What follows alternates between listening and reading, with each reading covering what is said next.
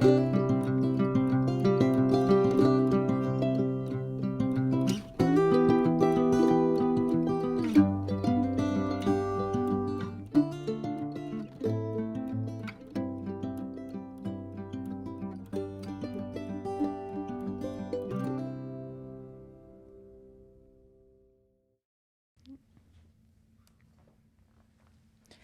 everyone. Welcome to Because of Eli. Here we are recording at Frosted Nug Productions. This is our general trigger warning. This podcast discusses death, child loss, suicide, substance abuse, mental health, and different parts of grief. We are not trauma professionals, therapists, psychologists, or psychiatrists. We offer no professional advice. We are just two friends with a lot of life experience who want to help others. Welcome to Because of Eli. Welcome. Hi, Amy. Hi, Erica. I'm How are happy to you be doing? here. Good. I'm glad. Me too. Yeah. So I'm Erica. I'm a registered nurse, and I've worked in death and dying and grief throughout my career. And I'm Amy. My background's in corrections, substance use disorder, public health, and psych. And I am also a grieving mother, which is how this got started. That's right.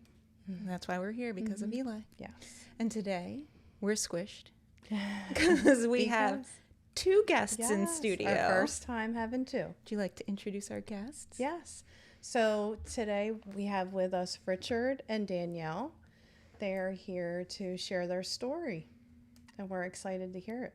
Welcome to the podcast. Thank you. We're officially being recorded. Yeah. And we have some rules here. We are fine with tears. We are fine with you being yourself and just chatting with us. And we're so happy to have you. Yes. Thank you. Yes. Oh, we're happy to be here. Yeah.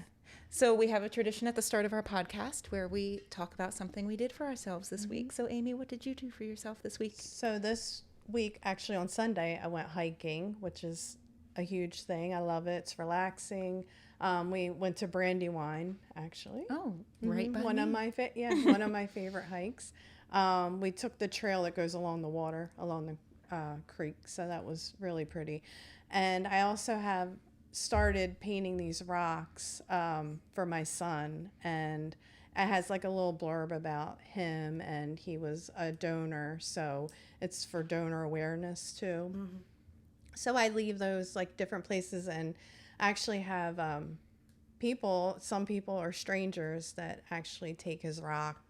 There's so many rocks, and they're literally all around the world now. They have traveled this country and beyond. I love that. That's beautiful. So I did leave one of his rocks during the hike too. So shout out to Delaware State Parks. Yes. Yeah. So Erica, what have you done for yourself? You know, I bought something for myself, which is not normally a thing. No. That's true. I like to go running, and I'm a fan of things Disney. And my favorite shoe brand is Brooks, and they partner with Run Disney. I knew you were going to say And that. I've been saving and waiting because when they open up, they sell quick, and I caught the sale, and I grabbed the pair I wanted, That's and they came exciting. yesterday, Yay. and nobody I knew I ordered them. So the whole house, I'm like, my shoes are here, and I don't care at all about shoes except for these running shoes. So they were all very confused. That's awesome. That was what I did for myself this week. awesome. Yeah. Richard? So what I did this week was Sunday, I went out in my woods, my deer woods, to hunt. I didn't have any deer come out, but I got to take some beautiful photographs of some pheasant that happened to come to my bait pile. And I haven't seen any pheasant out there in really like 20 years. Wow. So it was pretty cool having these 3 pheasant come out, and took some other photographs of some wildlife, and convinced my wife to come out hunting with me next time, and I'll bring the camera so she can take photographs. That's awesome. That's really cool. It was just so peaceful and serene, and Yeah. just a beautiful moment, Yeah. and I have it captured on my camera. That's amazing. That's awesome. Danielle? Well, so I had recently just lost my mother, and I was kind of dreading Halloween because it was like she used to make this cheese soup and chicken. Aw. So we was trying to find a way like to distract myself, and And my best friend had just lost her husband a month prior. So my daughter wanted to go visit her boyfriend for his birthday, who's at Houghton University, which is in New York. I don't know if you've ever heard of I it. was going to ask where it was. Yeah. I've never heard of it. It's 6 hours away. Wow. And I wouldn't let her drive because I was just worried. You know, she's 19, you know. Yeah. So I said, there's a good distraction. Mm-hmm. I'll drive you. So me and my best friend, I left the husband and the other kid home. We drove to Houghton University and on a whim. And we went to Niagara Falls. We went to Buffalo, New York.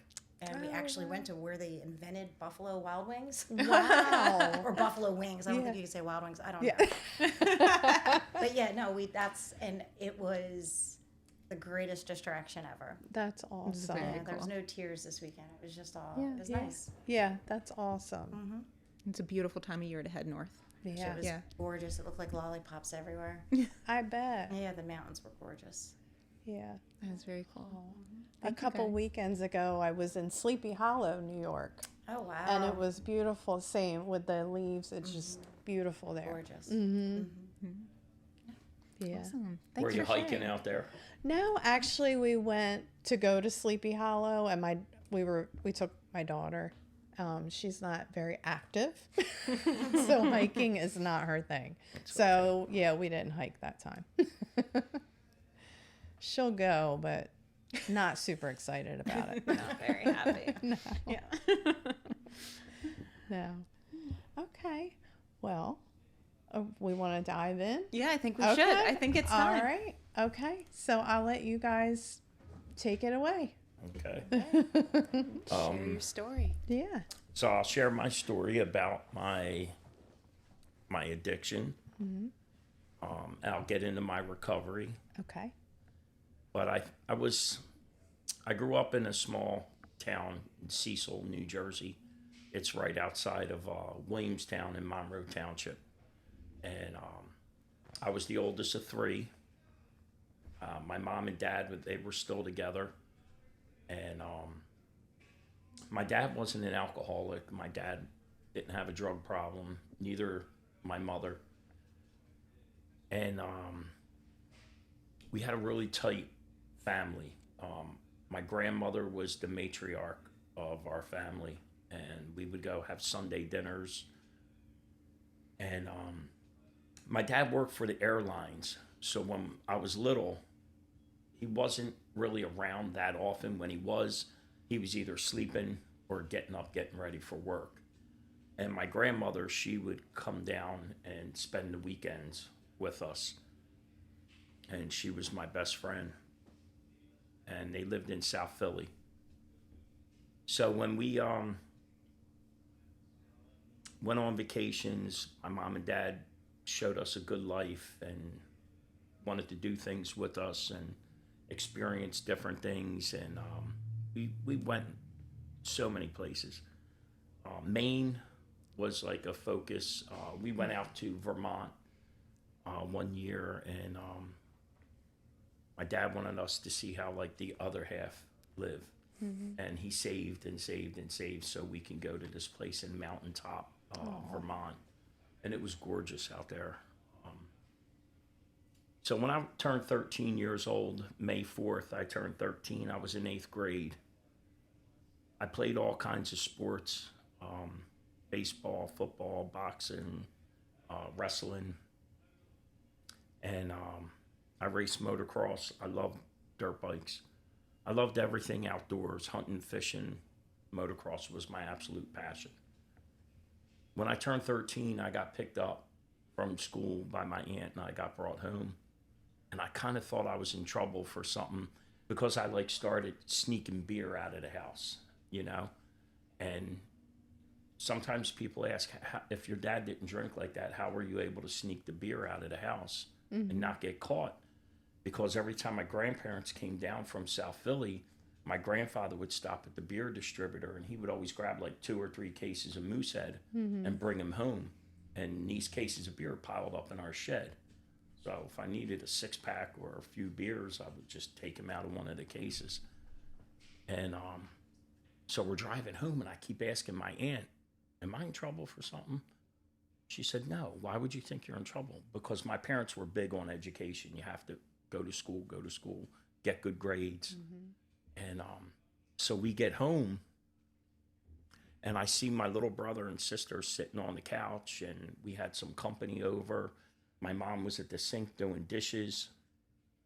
And I said, what's going on? She said, go out back. Your father needs to talk to you. So I walked out the back door, and my dad was facing the backyard, just staring off into the woods. He heard the door shut, and he turned around, and I could tell my dad was crying. I could see his eyes were beet red and glassy. I could tell where like the tears were dried up on his face because the sun was beating on it. And I said, what's wrong? He said, Grandma passed away. And it wasn't that I didn't love my mom's mom. I just had this strong bond with my father's mother. She was a tomboy from South Philly. She went to an all-girls high school, all-girls college. She played sports. You know, she's the one that taught me how to throw a perfect spiral, how to hit a baseball, how to whistle. And she was my best friend. And I looked at my dad. I said, Mommy's mom? And he said, no, my mother. And I started crying. And it was, and he said, no, my mom. And he said, everything's going to be okay. I said, how's everything going to be okay? I just lost my best friend. It's not like I'm 57 years old now. I know I'm going to die someday. And I know that death is a part of life. But it's what happened after. I went to the shed, I pulled my dirt bike out, and I went across the street in the quarry, and I go rip around this quarry. And there was a section of the quarry that was cut out, and I wasn't allowed to go over there. So I don't even look that way. And I come around on my second lap, and I see my cousin coming out of the woods on his dirt bike. Bangs a right, he goes back into this cut. So I ride back there, and I jump off my dirt bike. And I walk next to my cousin, and he said, you okay? And I said, my grandma passed away. He said, I know. And he put his arm around me, and he said, Richie, cool, you're going to be okay. And they were in a circle, standing there, smoking weed. And it came around. And I grabbed that joint, and I replaced the love for my grandmother for the love of weed. And I was a kid. I didn't know no better. And it was no big deal, right? It's only pot. It's grown out of the ground. It's natural. This is the stuff I hear from everybody. And I went from just smoking pot on the weekends to smoking it every day. And then I go into this high school. But now I'm in school with kids from all over town. Some of them live in bigger developments. And my friends I grew up with in my town, they weren't into the things I was into. So I had to make new friends. And these guys had more money. You got more money, you got more drugs. You got more money, you got better drugs. And that left it open for me to try other things. So I made a choice, right? And I made a choice to get high. I made a choice to use. I made a choice to do cocaine. I made a choice to pop pills. I made a choice to do meth. Some drugs I liked more than others. Others I didn't like so much. But by the time I was 15, I was a full-blown drug addict. Wow. And I couldn't stop using. I would do whatever you would put in front of me. I would try it. So when I turned 16 years old, I went from an A and B student to a D and F to a straight F student. And I wanted to wrestle. I wanted to play a sport. So I go up to the wrestling coach and I tell him, Coach, I want to play. I want to wrestle. And he laughed at me. He said, what about you and all your friends? I know what you do out there at the bike trail. And I said, I don't care what they're doing. I want to wrestle. He said, I'll let you wrestle. I'll let you practice. I'll let you work out in the gym, but you can't suit up and wrestle in any matches until you get your grades up. And I said, okay. So I decided I was going to substitute, right? I'm only going to smoke a little pot, drink a little beer, because they were the lesser of the of the evils I was doing. Mm-hmm. So I turned 16. I got my driver's license. My dad's no longer working at the airlines. My mom and dad opened up a sewing factory called Stitch and Sew, and they made women's clothes. Oh, wow. So it was in South Philly. That's how I got my driver's license. And I pick up all my friends on a Saturday morning. So we go to Mario's and everybody's there. We get in my van. We're driving around to get our weed, get our beer. And I see this other dude walking down the street. And I pull over and I said, yo, Eric, you need a ride? Kind of showing off because I got my license now, you know? Yeah. And he gets in the truck and he's like, please, man. So he has all these boxes full of all these cylinders of Valiums. So he either robbed a doctor's office or a pharmacy. And he gives each of us 10 Valiums apiece. And I drop them off at home. We get everything we needed. We go back to Mario's. And I give my pills out, right? Because I'm not going to do them right now. I'm just going to smoke a little weed, drink a little beer. And I go to the bathroom and I come back out and I grab my beer and I drink my beer down and everybody starts giggling and laughing. And I knew what they did. I knew they put a couple Valiums in my beer. And but here's the problem. When this addict starts getting high and I get to a certain point, there's only one way for me to go. I got to get higher. I got to get higher. I got to do more than you. I got to show off, be funnier than you. I'm trying to impress her. Mm-hmm. So I get back in my truck and I ride over to this guy's house. Do you have dogs? Mm-hmm. Mm-hmm. Yeah. All right. So you know what it's like when you're at work all day long and you come home from work and your dog's by the door waiting for you to walk through that door. Yeah. How does your dog know to tell time? How does your dog know at 5:10 you're walking through the front But they door? know. Yeah. They know. Mm-hmm. So there's Eric by the front window, the big bay window, holding 2 bottles of pills with a big smile on his face when I pulled in. He runs out. He said, I knew you were coming back, motherfucker. How many pills you want? And here's the problem. I'm greedy, I'm selfish, and it's all about me. Mm-hmm. Once I start getting high, if you have what I want, I'm going to take it from you. Mm-hmm. And there's nothing anybody can do to stop me. So I beat him up and I took both of them jars off of him. Wow. And I go back to Mario's. So the first jar I hide under my seat because these 2,000 pills, they're mine. And I'm not going to share them with nobody. But this jar I'm going to take in and I'm going to share them with everybody. So they open it up, they dump it in the bowl. And these are my friends, right?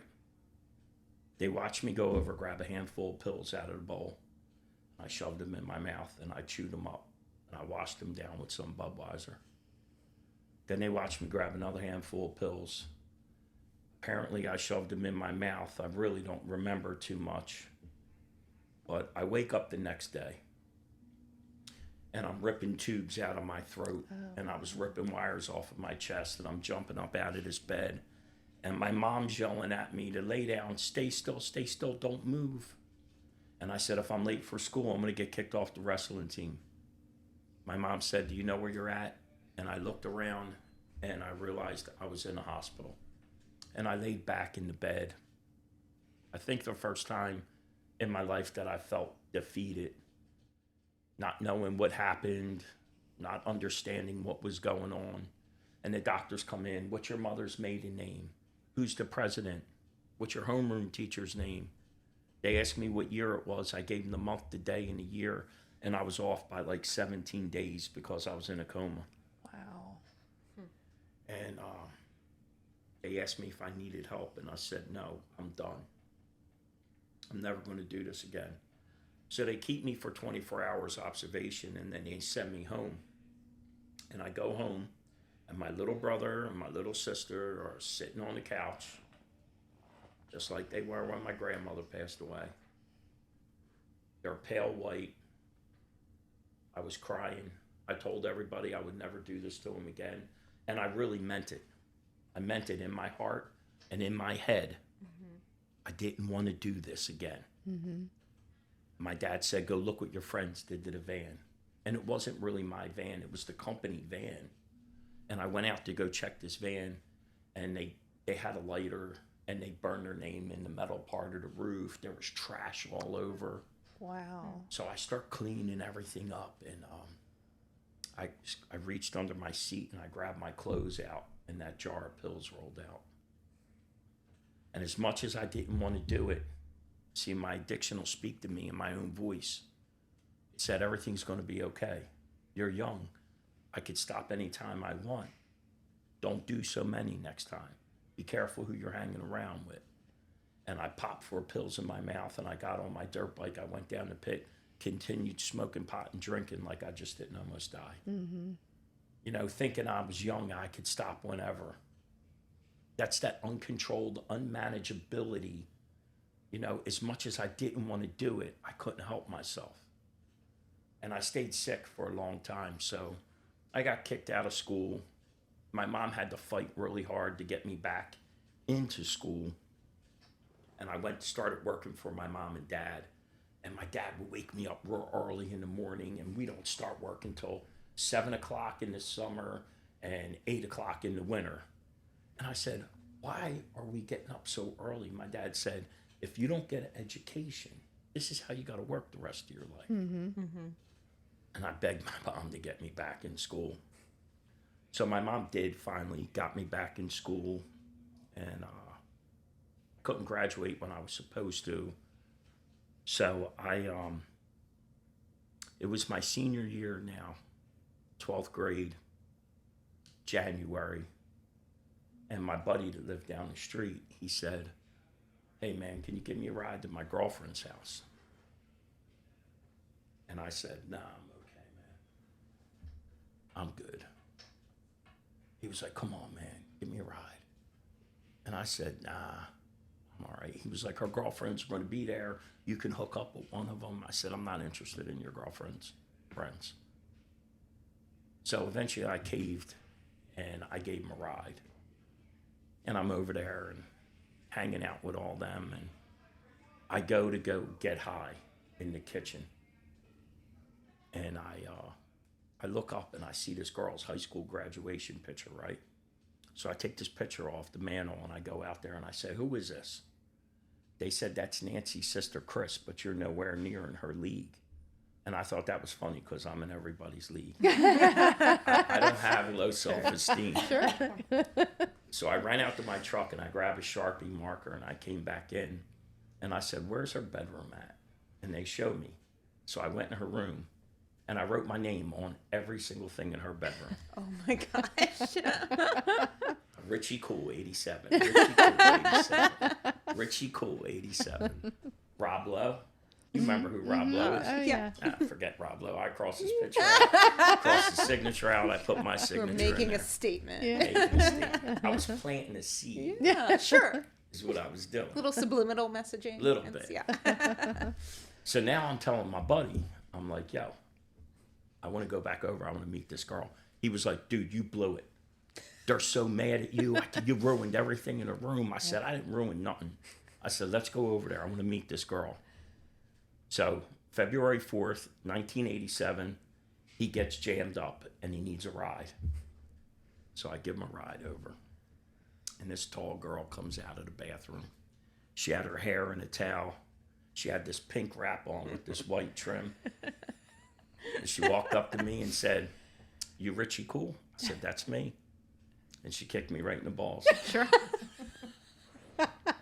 But she remembered you. Yeah, Remember. that's You true. left an impression. That's a good point. Call her right now. If you want. Is that your wife? That's my wife. I love it. 38 years. We That's have a never great been story. apart ever since. Oh, I love that. It's awesome, right? Yeah. I wish I could tell you I met this beautiful woman and she made me put down all the drugs and I turned my life around and I was a responsible human being. I was a productive member of society and I was a criminal for 34 years. I couldn't keep a needle out of my arm, couldn't keep a crack pipe out of my mouth. I couldn't stop using. 1987, well, I met her in February. We had a kid in December. You do the math. Okay. So I had my first daughter in December, and just like I'm in this room physically, I was there, but mentally, emotionally, and spiritually, I was disconnected from my family. And unfortunately, I was disconnected from all three of my girls when they were born. And as much as I didn't want to, I couldn't stop. I was so sick. I was hurting so bad. 1992, I got arrested. I bought a house in Elmer, New Jersey on Main Street. I got arrested, possession of cocaine. I got locked up for a little bit. I got out. Some family member helped me, put me in touch with this guy, and he helped me get into treatment. I went to treatment, and then I went to court for everything. And the lawyer got me PTI. You know what that is, right? Pretrial intervention. Got probation. Not for 2 years. They gave it to me for 6 years. And I got a job. I got a career. I'm a union cabinet maker, making money. I lost the house. We lost everything. I went, after court, I went back to the treatment center, and I start packing everything up. And they're like, where are you going? I said, I'm not like these guys. I'm not sticking needles in my arm.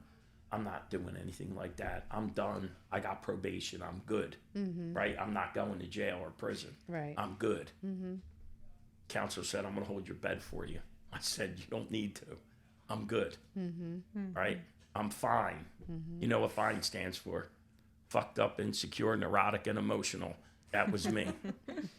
So I go home, and my wife's not there. My kids aren't there. And I'm sitting on the porch, and I'm crying. And my wife pulls up.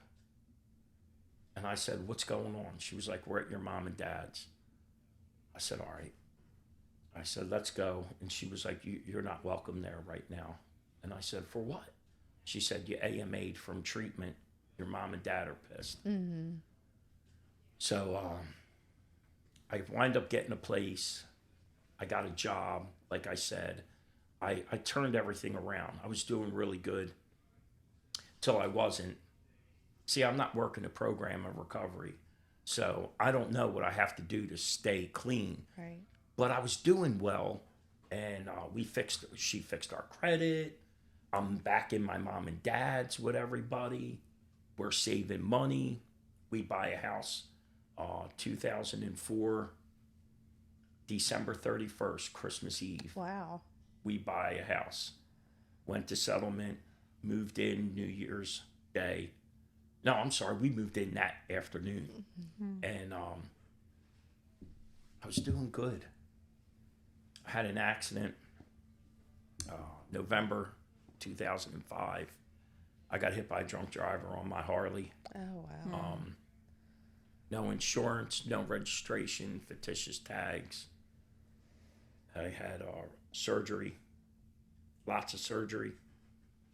It was supposed to be, they said there was nothing wrong with me. They just had bursitis and stuff they had to clean up. And I was in surgery for like 7.5 hours. They had to reconstruct my shoulder and my back. And Miss LaRusso, give your husband this Oxycontin 80 when he goes to bed. Then you got to give him this Oxycontin 40 when he wakes up in the morning.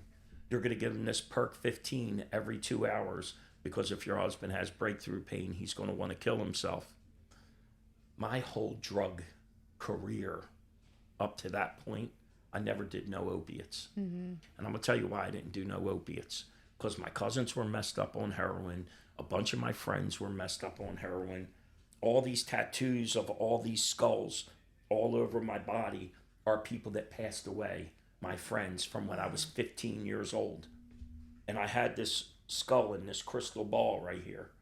And that was to remind me never to be like that. But after getting jammed up on all these pills, I go into this doctor's office, this surgeon's office, and he was like, oh, where's your cane at? And where's your walker? And I said, it was them pills, man. You got to give me more pills. Now I got long, greasy hair. I got a beard that's unkept and all over the place. I smell like I worked at a sewage plant. And he looks at me and tells me to get out of his office. I'm like, get out of your office? I need more pills. Yeah. I held that doctor's office hostage till he gave me a script. I told him, I said, if you cancel this script, I'm coming back. I'll blow this place up. Wow. That's how desperate I was. Yeah. And he told me, take it. I'm not going to cancel it. Do not ever come back here again. So now I'm sticking needles in my arm. I remember I was standing looking at myself in the mirror in the bathroom because we lost our house. We lost everything. We're in this apartment right in Gloucester City. Camden's right there. That's why I picked Gloucester City.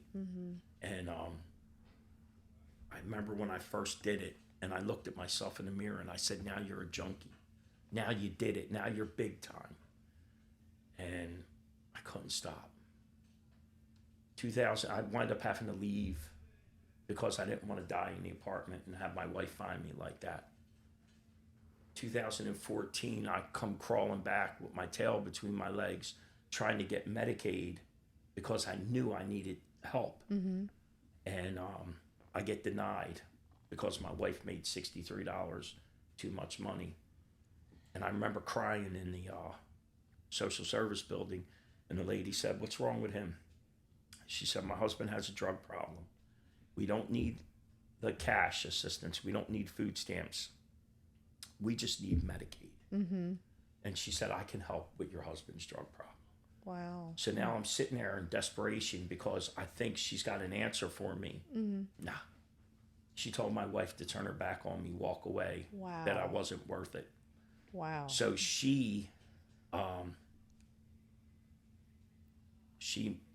it was how I already felt like I was a piece of shit and I wasn't worth it.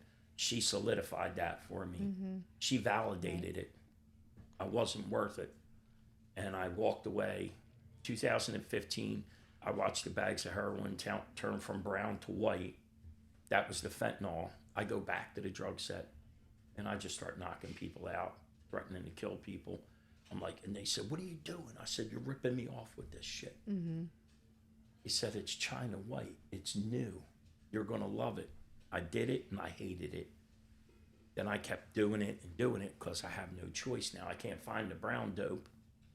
I start overdosing. Somebody would always be there. Narcanamine. January 2016, I was back home and I left. I went and picked up some bags, 2 bags, just to start my day because I started getting sick. And I'm walking back home. And I remember I broke open this one bag because I wasn't feeling good and I sniffed it. And I'm like, man, this stuff's really good. I'll wait till I do this other one. I couldn't wait no more. I was on Route 168 in Audubon, New Jersey, right where the Nick's roast pork is. And I opened up that second bag and I sniffed that bag. And I felt this tingling sensation going up my spine. And I said, oh shit. And that was the last thing I remembered. Wow. I wake up in the hospital and I'm freaking out, right? And this nurse comes up to me, what are you pissed off because we took your high away? And I said, I wasn't sick. So I don't know how strong that fentanyl was, but I wasn't dope sick. I may have been I kept waking up and then 5 minutes later falling back out, waking up, falling back out. But this time I woke up and I said, I went to sleep and it was peaceful. Everybody would have been better off if you just let me die. Why did you bring me back to this? And the doctor was like, you don't have to die. You can get help. I said, Doc, I'm a junkie. I stick needles in parts of my body you never would think of sticking a needle in somebody. I can't get help. So there was this cop standing there in the room. And I said, I guess you're locking me up. He said, no, I didn't find nothing on you. I said, and why are you here? He said, I went through the police academy and I know your mom and dad. And if you were to die, I didn't want your mom and dad to think you died alone. And you've seen that Christmas story with the Grinch, right? When his heart grows 2 sizes. That's what happened. I felt it in here. I felt that warm feeling in my chest.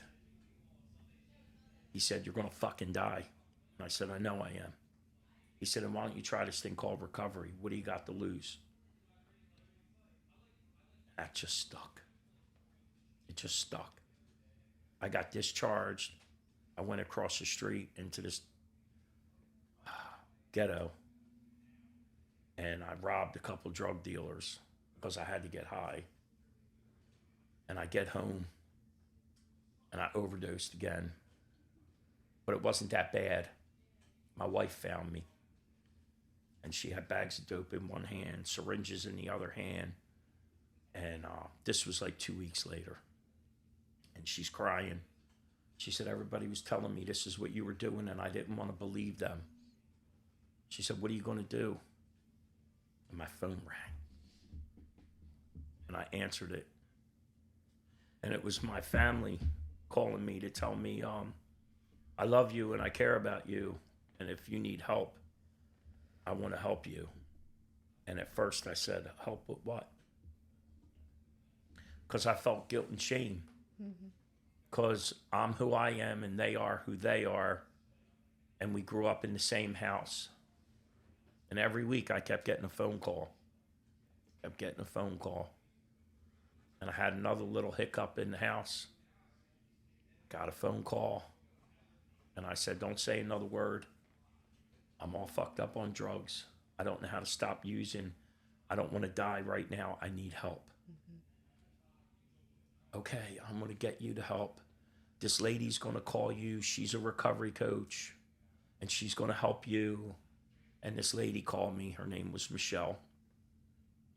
She told me she was a recovery coach, and she gave me some options and some things, and now I want to try something. So my youngest daughter got me Suboxone off the street, and she knew how to wean me off of it. So I started it, and I started weaning down, and I start going to these meetings, right? NA meetings, AA meetings. I went whatever A would keep my ass clean, right? Whichever one. But here's the problem. I didn't go to treatment or anything. I didn't know what to do. Right. So I'm watching all these people. "Hey, I'm Sally. I'm a person in long-term recovery. I'm John. I'm a grateful recovering addict." And I'm watching these people smile and be happy and be joyous and free like they speak about. And I'm sitting there like white-knuckling it, holding on and scared and not knowing what to do. And I'm like, these aren't addicts. Like, I'm an addict. These aren't addicts. And then I start getting high again. And like 50 days later, my daughter, who's talking to me, drops my granddaughter off to me. April 21st, 2016 at 4:51 p.m. and says, "Dad, watch Tabby. I got called into work." I said, "No, don't leave her with me." What I should have said was, "I've been shooting dope all day. Don't leave her with me." I just shot 2 bags of dope. She got in her car. She left. I put my granddaughter in the car because I had to pick up my wife at work. And I was on Crystal Lake Boulevard and MacArthur. And I nodded out at the wheel. And I didn't stop at a red light. I have a cop, Haddon Township cop, has got me by my throat and was choking me because they know, the cops know, they can look at my face and tell exactly what you're doing, especially if it's a DRE cop. And my wife's right there because her work's right there. And my wife don't curse, and she said, "What the fuck are you going to do this time?" I said, "I'm going to go away. I'm going to get help. When I come out, I'm never going to let you down. I'll never disappoint any of you ever again." She said, "Where are you going to go?" And I called my dad, and I said, "Dad, I'm going to fucking die." He said, "I know you are." I said, "I need your help." He said, "Come home." And I went to my dad's. My dad said, "Tell me what I got to do." I said, "Just lock me in this room. Don't let me out. I don't know what to do. I'll be okay. Just lock me in here."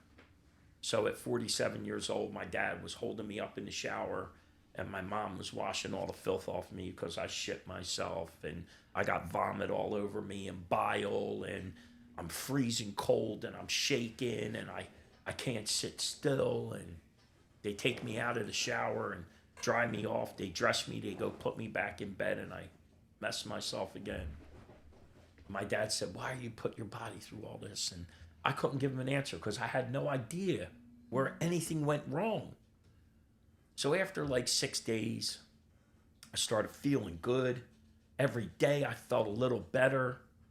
I guess like 2 or 3 weeks go by, and my dad said, yo, you look good. I said, I feel great. He said, when the fuck are you going home? And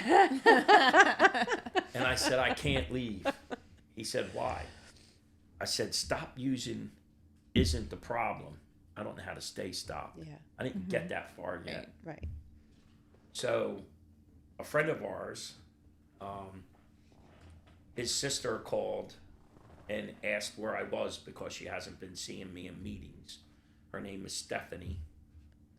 And my family tells her he's safe, he's okay, he had a slip up, but he's doing good. We're just struggling. We can't find nowhere for him to go. And this lady got me scholarship into an amazing facility. They were so good. I guess 7 months after I got out, they closed down and went out of business. Oh, wow. Because the owner of the company had such a huge heart. He was scholarshiping everybody. Yeah. And if you're scholarshiping people, you can't keep the lights on and the doors open. Right. Right. So I went into this place and I seen how broken the system was. Not so much that, because if you had private insurance, I'd get you in anywhere. Yeah. Yeah. Right. But I had no insurance. And at that time, you couldn't go anywhere if you had nothing. And I got out. I went in on May 10th, 2016. I got out on June 10th, 2016. And then 6 days later, my youngest granddaughter was born. And I was in the room with Frankie, and Frankie was born, and I cut the cord, and I was sitting there, and I have this big smile on my face, and I'm crying, and I said, man, that cord was so hard to cut, man. It was really tough. And doctors got sharp instruments, you know. I said, that's the first time I ever cut a cord. And that was probably the first time my wife ever put her hands on me. She smacked me, and she was like, you cut the cord for all of our kids. So But you were present for some this attention to Yeah. detail, right? Yeah. one. Yeah. I wasn't good at that back then. Yeah. But I'm present today. I hit the ground running in recovery. So this is what I tell people. When you see something wrong in the world, then that's a little piece of the world that God left for you to repair. But if you can only see the hate and the horrible things in the world, then it's you that needs repairing first. Yeah. All right. And I seen how broken the treatment industry was, and that's what I ran to. Went around. I've educated over 50,000 law enforcement personnel in the state of New Jersey on understanding addiction with my partner, and just things just kept getting better and better and better. In the first 4.5 years, everything I did was all volunteer, right? I remember I was silk screening shirts, and I was making $10 an hour, and I was grateful for that $300 a week paycheck. And when I got done getting paid, I got paid the next week, and I still had $20 left over in the bank. And I call my sister and I say, yo, I got $20 left over from my last pay. And that's what she did. She laughed too. And I was like, and you remember I said I was a union carpenter, right? Yes. Mm-hmm. So I used to make between $5,200 and $6,400 a week, and I couldn't make my paychecks last paycheck to paycheck. Yeah. In fact, my mom and dad and my cousin Frank and his wife Heather, they would help pay our mortgage and help pay for my bills in the house to keep the lights on. Yeah. And the mortgage paid. And I was making all that money, and I put it up my nose and my arm and everything else. So that $20 meant a lot, right? And it's just amazing, the gift that I've been given of recovery. And I'm fortunate and blessed to be able to pass on and give away what I have to others I've probably helped 2,500 people get into treatment. That's amazing. I get paid for doing what I do now. I've been getting paid since, when was COVID? 2018. 2018, and that's when, 2020, I think is, that's 2020. when I started with the OHH and the AG, The CDC. CDC, yeah. So I went to work for the CDC. I traveled around with them. I went and done presentations in like Minnesota and Georgia. And Wow, that's really Yeah. cool. yeah, I'm really surprised. If you told me I would be working with law enforcement today and side by side, and I ride in the front seat now, not the back seat, I would tell you I would want whatever you were taking. Right, you yeah. know? But my life is beautiful today, and like my wife and I were just celebrated 38 years in Congratulations. July, and these past 10 years have just been absolutely amazing. And the gifts that been given, God don't really let up on anybody. I let up on God, and I let God go. But when I asked him, I said, God, if you remove this obsession and desire, I'll dedicate my life to helping others. And 2018, I went to St. Charles, and I shared my story with a group of AA guys. I do NA primarily, but I do, like I said in the beginning, I'll do NEA. And I shared my story, and I get done, and I walking outside. I used to smoke cigarettes back then, and I light up a cigarette, and this guy taps me on the shoulder, and I turned around. He said, man, you got a really great story. I said, thank you. He said, you know what part I liked? I said, what's that? When you talked about getting that accident with your granddaughter. I said, you like that? And he said, I loved it. He said, I was the cop. Oh, wow. It had you by your throat. Wow. And I said, I didn't know you were in recovery. He said, I wasn't in recovery.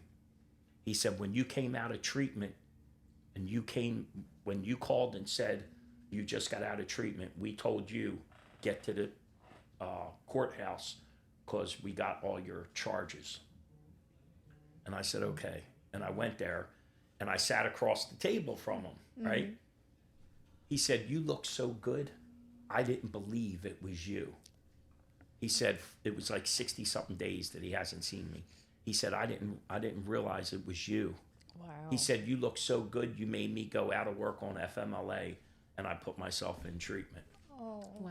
So I'm still friends with him Yeah. today. We still talk. Wow. So like this program of Narcotics Anonymous and Alcoholics Anonymous, and it's attraction rather than promotion, right? Because I stuck with the guys. I wanted what they had. I wanted that 10, that 20, that 30. I want that clean time. So I stuck with them guys. I didn't sit there hanging out with the guys like this that were in the meetings. Now I go over to those guys like that in the meetings, and I offer them treatment. I offer them recovery services, housing, and I'm just so blessed today. And thank you for having me come out and share my story with you. I'm so happy that Yeah. you wanted to share your story. It is an amazing story. Thank you. Thank you. I love what I do today. I'm surrounded by good people. Thank you so much for having us come out. Actually, you said that I've heard his story a lot, people. You didn't say something you normally say when you went to treatment in Florida. That one counselor said something to you that really hit you, and she said you chase after. Said, run after your recovery the way you ran after your drugs. And she said, all you got to do is run after it an eighth. But any addict will not go. Like, you see how I look right now? I look okay, right? You should see how I looked 3 years ago. All right, I was 269 pounds. I lost Wow. 91 Wow. pounds. Good for you. I started going to the gym, and then I go to the gym at 5 o'clock in the morning. I go at 2 o'clock in the afternoon. Then I Because go at 8. nothing It's is the- halfway. No. No way. Yeah. Zero? It's either 100 miles an hour or I'm not. Yeah. I'm sitting still. Yeah. Yeah. But it was, when I will mention this since you mentioned that. when I was in treatment, right, we had like this art therapy lady come in, and we had to draw a picture of what we looked like in our addiction. It was construction paper. Wow. So then we had to fold the paper in half, and on the other half, we had to draw a picture of what we think we would look like in our recovery. So I was the third oldest person in this treatment center. Everybody else was like 19, 20, 22. And they're yelling and screaming, right? You're treating us like we're in kindergarten. You're treating us like we're in second grade. And everybody kept yelling and yelling. And I said, shut the fuck up. I stood up. I was screaming at everybody. And they're just like staring at me and shaking. And I said, the lady asked you a simple question to draw a picture. I'm not a Picasso guy, all right? So I tried to draw a spider web with a black hole in the middle, and that was me being stuck in my addiction. But on the other half of the paper, I drew stick figures, and it was my whole family. And everybody had smiles on their face. And I scribbled some green out for grass, and I put a little sun in the corner. I drew it like a 5-year-old would draw it. But that's what I seen my recovery to be like. And my youngest daughter was pregnant at the time. Remember I said my granddaughter? So I drew a circle on her baby with a little stick figure baby in there. Oh my gosh. And I said, I look at everything that I was given in treatment as a test. And if I can't handle it in here, I got to figure out why I can't handle it in here. Because once I get out of this safe bubble, Right. and I'm out there in the real world, when shit comes at me, I have to know how to take care of it, Right. Yeah. right? So I take everything as a test. So the difference between school and life, in school, you're taught a lesson and given a test. In life, you're given a test that teaches you a lesson. So what you do with it is entirely up to you. You can squander it, and then you'll repeat everything over and over again, or you can learn from it and change. Because nothing changes if nothing changes in your life. Yeah. Yeah. So now I gotta follow that. Thanks Yeah. a lot. I know. Oh, it was nice meeting you guys. So I love hearing Richard's story, and I just want to say it one more time. How many years are you? I have 9 years. This is November. 9 years, 6 months, 3 weeks. It's amazing. Yay. Wow. Congratulations. Is that awesome? Yeah. That's very cool. Very proud of you. Thank you. So, my name's Danielle. Hi, Danielle. So I'm a retired police officer, and Which makes this story even more interesting. I know. Just wait till you hear the rest. So I'm a retired police officer. The arrest or the rest? The rest. Get to the arrest. But I've been retired a few years now, and I wasn't just like a normal police officer. I actually worked undercover narcotics. Interesting. Yeah. So Yeah. cool. And I was the commander of the Gangs, Guns, Narcotics unit. I ran from the gang guns. And And I pretty much worked narcotics pretty much my whole career. From when I was a little girl, I was like, I want to be an undercover narcotics officer. It just sounded cool. Since I was about Yeah. 13 years old, 12, 13, I just had this in my head. I was going to be a police officer and a narcotics officer.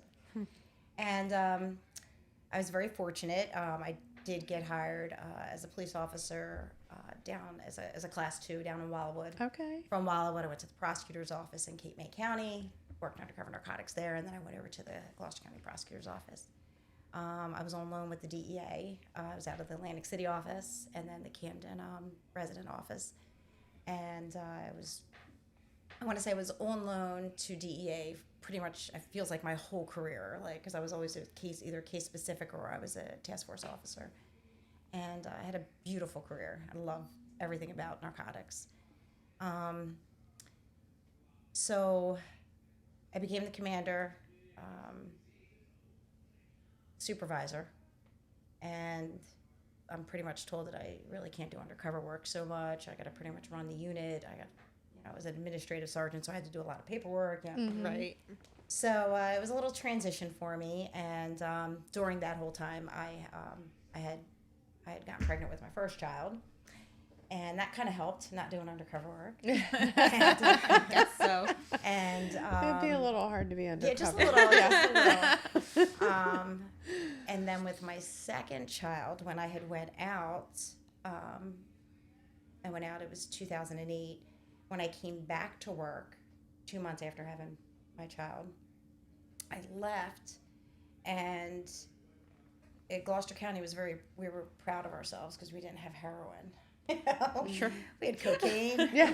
You could get methamphetamine. You can get weed. You can get anything you wanted, Yeah. but heroin. Mm-hmm. Could not get heroin. So 2008, I come back and I go out. I think it was in the Paulsboro area, and there was a heroin set. And I was like, well, that's odd. What's going on here? But it slowly started to creep in. Where everyone else was seeing heroin, we just weren't. And then all of a sudden it started to come in. And we were seeing pills everywhere. We didn't understand what the pills were. Like, what the heck's going on with this? So my interest was piqued, on what was going on and trying to figure it out. Yeah. And during that time, the Attorney General's office had us going out to high schools to educate kids. So my boss calls me in and he says, I want you to go out to the high schools and start doing drug talks. And I'm like, I'm a narcotics officer. Like, what are you talking about? Spent my whole career saying I'm not a cop. Now you want me to go and say I'm a cop. Right. In front of all the future criminals. Right. So, and I usually, I joke around because I'm like, you want me to go and shake hands and kiss babies? And I'm like, I don't even like kids, like I can barely like my own. No, I'm just kidding. Right back from maternity leave. I don't even like kids. What? Yeah. So I get thrown into the schools doing these talks, and there was this amazing man that I got partnered with named Frank Smith, and he was in a wheelchair, and he worked for Gloucester County Department of Health, and he had a substance problem, and he was in recovery, and he was going out and educating all these young kids, and they partnered me with him, thank God, because he was amazing. And he really opened my eyes to understanding substance use. And we go to our first couple schools, and he would say, what's your story? What are you going to say? And I'm like, I don't you don't do drugs and make good choices. And he's like, okay. So he pretty much ran the talking stuff, and then I would get up there and I would tell people to make good choices. And I never really, dove into much, and I would just say how horrible drugs are and don't do them, and, I'm not going to tell kids cool cop stories because that's defeats the purpose of what we're doing it. So as the years had went on from there, I got a little bit more educated, and I started seeing more. And then there was that big, huge transition with fentanyl, and we were having more drug overdoses. And when we would first walk into the schools, I would always ask kids about anybody here ever see a drug overdose? And nobody would ever raise their hand. And then all of a sudden there'd be one hand in the classroom, or two hands in the classroom, or six hands. And next thing I'm knowing, it's like you're hard pressed to find somebody that hasn't seen one. Right, I'm thinking, yeah. wow, this is really odd. There's something seriously going on. So I started to educate myself. It was bothering me, here I had these young kids, my own personal kids that I'm, sitting there thinking to myself, what kind of a world am I bringing them into? Yeah. And how do I educate myself more and more? And I started talking to my prosecutor about it. And he said, well, come to these meetings with me. We're doing these opiate meetings, talking about opiates. And, we're meeting with, the Department of Health, and we're meeting with this one, we're meeting with that one. Just come with me to the meetings. Maybe you'll learn something too. And I'm like, okay. And I started going to the meetings and really educating myself. And then my prosecutor says, pulls me off to the side, and he's like, listen, he's like, there's this mom that keeps calling, and she's really hardcore. She wants answers. Can you handle it for me? Go find out what she wants, what we can do, how we can just listen to her, see what she wants to say. And I'm thinking, why are you asking me to do it? You do it. I'm like, okay. I'm just kidding. So I was like, okay. And I went and I met this mom, and I start talking to her, and, I'm telling her what my ideas were. And I started this program called the Opiate Initiative within Gloucester County on educating kids. And, Frank Smith had retired at this point, and I really dived into this thing because I really wanted to make a difference in people's lives. So I get together with Michelle, and I start telling her what I wanted to do, and she introduces me to a SAC counselor. It was a student assistant counselor, but it used to be a substance abuse counselor. The state of New Jersey was well ahead of their times. Before, they put this in place so many years ago before we even needed it. And they weren't used the way they should have been used. They changed their name to a student assistant counselor because they threw everything in the kitchen sink at them to do. But these are amazing people that really know how to handle our kids and educate our kids and get them the assistance they need from a wide range of things, just not narcotics use. So we start working with her, and we're getting really educated on everything. And I am learning so much, and I had an open mind to it. And everything I was learning, I was taking home with me. And I was talking to my husband, and I was talking to my children, and my kids were young. And, I was like, here, come with mommy to this presentation, and here I have them sitting in the row, and, they're listening to these stories, and they're getting educated, at such a young age. But I was like nervous about it, And this one particular time I was with Michelle and the SAC counselor over in Franklin Township, actually, it was their high school. And we had this young girl with us. She was 16, and she was telling her personal story about the loss of her brother, who had just recently died around Christmas from addiction. And I started to get really emotional and upset. And I started to get emotional, upset. And Michelle was sitting next to me, and she was like, "Are you okay?" Sorry about that. No, you're it's fine. okay. And I said, "Don't talk to me right now." I'm like, let me go do my, because after this young girl spoke, I had to get up and do my part. And I'm like, I just don't want to lose my shit. Just let me get through this. And I went up, and I did my part. And What did she say she wanted to do before she left the stage? who? The girl. What did she want? She She said, said if she had one more, this young girl, she said, if I had one more second, or if I had one more chance to tell my brother that I loved him, I wish I could do that. Because the night that he had passed, she had, he was in recovery. He was doing really well. And they were hanging out in the living room. He had gotten up and met with somebody out in the driveway, and went into the bathroom. She said immediately she knew he used. She got angry, and she left that night. And she said if she knew, if she had that one more moment, she said when he came out of the bathroom, he knew that she knew. And it was the way she looked at him. And it was that look of disgust on her face. And she said if she could go back in time, she would have just hugged him and told him that she loved him. And it just touched me a lot. So so everybody always says when we're doing our presentations, I usually turn around and I ask people, how do you think I know Richard? Because we work together. We've been doing presentations together for 9 years. 8. I was gonna say 8 9. years. You're right. 9 years. 9 years we've been doing presentations What's together. today's date? Today is the 4th. Of November. November 7th is when we started. Wow. Yeah, it was Wow. the first press 2016, November Wow. 7th. press conference. Yep, But with before that, all no. No, that was the First first time. So, so And then how do you Dalton guys said, think? put a program together. How do you think I know Richard? You hear our story, you hear what's going on, and maybe everybody always says, "Oh, you locked him up," Right. or Well, yeah, I mean, that's what you would think. right. I worked with him. So Yeah. Richard was the first drug overdose I ever saw. Wow. Yeah, it was the first drug overdose I ever saw. And how old were you? I was 13. I was 12, Oh, getting ready 14. to turn 13. Richard's my Yeah. brother. I never shared that with anybody in my law enforcement career early on because I was ashamed and embarrassed, because the one thing about addiction and the one thing about, people struggling with this that we don't talk about is that stigma and the Yeah. humiliation and embarrassment that it causes family.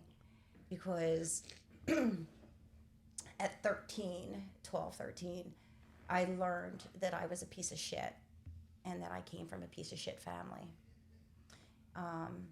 See, I was allowed to come to your house and play, all right? But you weren't allowed to come to my house and play because we were pieces of shit. And the world makes sure that you know that. You know, my mom and dad would go grocery shopping as late as they could at night just to avoid people.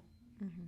Everybody knew my brother had everybody knows my brother overdosed. Everybody. Not one person came to bring my mom a casserole. Not one person came to give her a hug. You know, it was that stigma, the way people look at you, the way people judge you. Richard gave you his version of what it was like to live his life. I'm going to give you my version of what it was like to live with him. Be a witness to it. So Richard left a lot of stuff out of his story. I did. Because it's my story to tell, actually. He doesn't know what it was like that night that he was when he was left on the step, which I don't even think he said it. He just told you he overdosed, right? Yeah. I can literally close my eyes. I can smell the house. I can hear the creaking of the floors. I could hear the bang of the front door of when they threw his body on the step and it hit the door. I can remember hearing my dad scream. I can remember hearing my mom scream. It was the worst experience of my life because as a 12-year-old, I really believed I saw death that night. And I walked down, and my brother Jeffrey and I, there's three of us. There's Richard's the oldest, then there's Jeffrey, and then I'm the favorite. And I'd walk down the hall, and my mom and dad were in front of us, and they opened the door, and there my brother was laying, and he was pale gray, and he had foam coming out of his mouth, and he was just lifeless. He had blue lips, and he was just dead. And my mom was screaming, my dad was screaming, and we didn't have 911 back then. No, So they actually had the call, and he went away to the hospital, and I didn't see my mom or my dad for almost 2 weeks. My mother stayed with him day and night. My father, which I didn't know this at the time, would come home at night, but we were already in bed. So by the time I got up in the morning, he was already at work. And my grandmother had stayed with us. And I thought, they're not telling us he died. They're not going to tell us because they're so sad. So we're just going to live like this. And they're going to keep telling us everything's okay. And then the day that he talks about when he came home, well, we were sitting on the couch looking like we were looking at somebody that just died because we truly believed that he wasn't coming home. And I remember him making the promise that he would never do it again. And there was that moment in the house where things were just peaceful. And we had a lot of them that came and went through our lives. But this one particular, when he got on the motorcycle and he would always rev that, like he would just, man, he would just rave, like, and you would just hear dirt and rocks hitting things, you know? And he went across the street. And I remember my parents just being so upset. And Jeff and I just kind of like looked at each other. And we went about our lives, you know. And things really never changed. It just, things got harder. You know, my parents really, there was a lot of fighting in our house. I watched my dad put him through a wall. Yep. We talk about this one story where Richard helped us look for my mom's emerald ring. Oh. My cousin Steve got the blame for it. Yeah. He blamed my cousin Steve. But I fetched up later on. Yeah, he did. Just 20 30-some years yeah. later. 30-some years When he later. started working the steps. But, Yeah. you know, it's important for us to, like, talk about all these things. And it's important to, like, say the pain and the hurt that were there. And I was no different than the rest of my family and everyone else that would turn around and look at my sister-in-law and say, why are you still with him? Yeah. My husband reminded me of this story that I kind of forgot about. And Richard was in a lot of dark places through the years. And I was pregnant with my first child, Paige. And I was about 7 or 8 months pregnant. And my sister-in-law had called me in the middle of the night. Richard was missing. And she was pretty sure he was going to kill himself.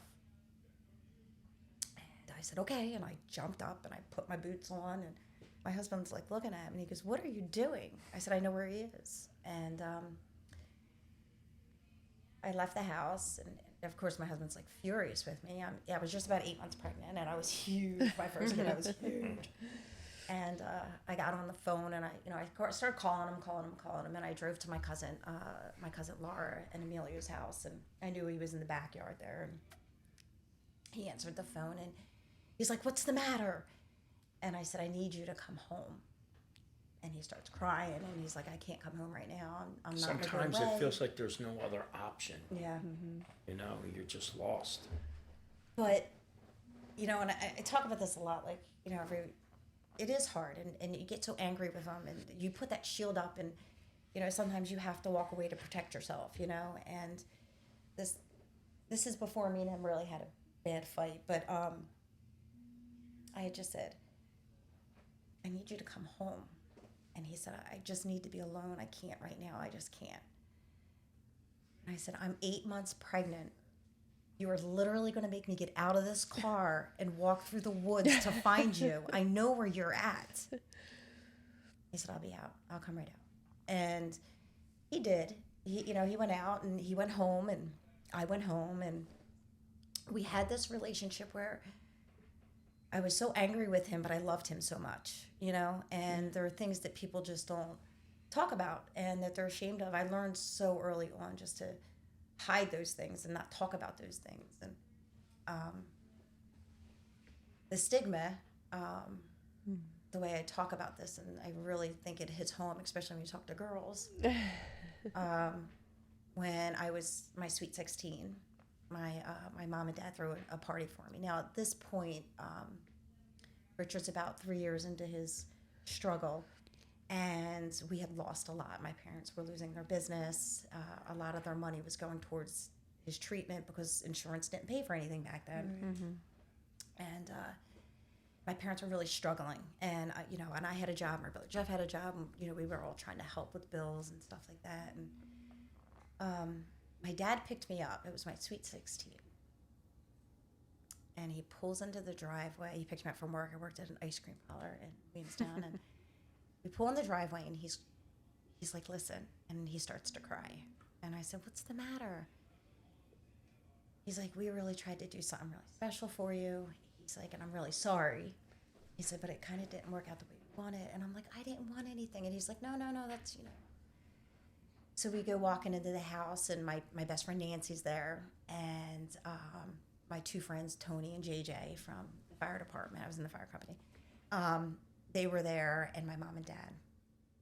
And that's really all that showed up to my Sweet 16 party. Oh. And nobody showed up because you weren't allowed to come to my house. You weren't allowed to hang out with me. You weren't allowed to do things with me, and that's how stigma gets you. Yeah. I'm a retired police officer. My other brother's a fireman. My mother and father are probably the most amazing people in the world. But yet, I was labeled as somebody that, there's drugs in that house, Yeah, so she must be doing drugs, so, and that piece of shit feeling. Yeah. I became a cop down the shore because nobody knew me there. And I was like, nobody knows me in Wildwood. Yeah. It's a great place to get a job. Yeah. Yeah. And, very true. Very Made true. my way down there too. I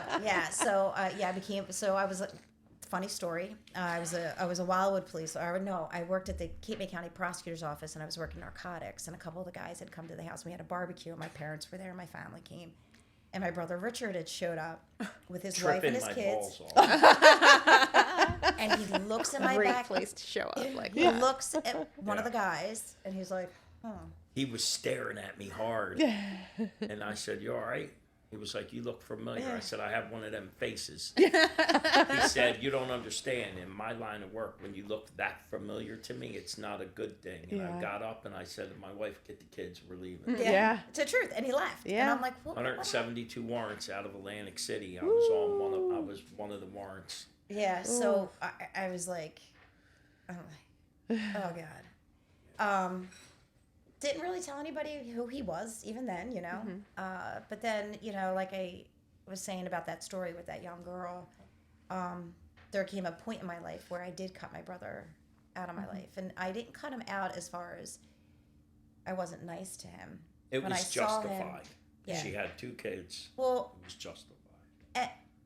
and it is and it isn't. You No. know, that's stuff that I have to live with for the rest of my life, knowing that, listen, I'm good with it because I know he is. she didn't want her kids looking up to me. Right. Like I looked up to my mom's brother. Right.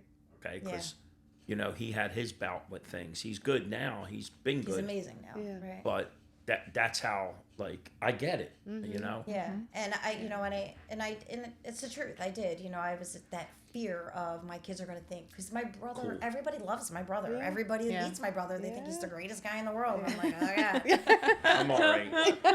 But he is. He's charismatic and he's fun and he's genuine and he's humbled and he's kind. And I have to tell you, even when he was struggling with his addiction, he was still kind and special and nice, and Yeah. he had these things, these beautiful moments about him. It was just all that other stuff. Yeah. Yeah. You Yeah. know, when he talked about his wife finding the needles and the dope. drugs,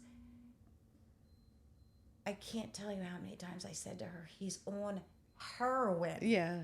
He's shooting dope. What is wrong with you? How could you not see it? She didn't want to see it. She didn't want to believe it. She had blinders on. Yeah. Sure. Yeah. Yeah. Right. Like a racehorse, you Yeah. know. Right. And it was all those things where, you know, listen, I wanted to see the good in him, but I couldn't anymore. Like I just couldn't. I didn't want my kids to look and be like, Uncle, or they call him Unc. I didn't want them thinking Unc was like the coolest guy in the world, because if Even Unc, though I really was. Yeah. he really is, Sure. right? That was the Just problem. not- Right. Yeah. That is the problem. But that was the scary thing, Yeah. is are they going to look at him like this? Right. And we would go to family things, and I was nice to him, but it wasn't like, hey, come on over, let's do this or that, which I did for all those years. I would take his kids on vacation. I would do things for his family. I was bending over backwards trying to make their lives as easy as possible because it was so hard. But then I got to that point where I was just like, I didn't want to, it Yeah. sounds horrible, I didn't want to be like my mother and father anymore. Yeah.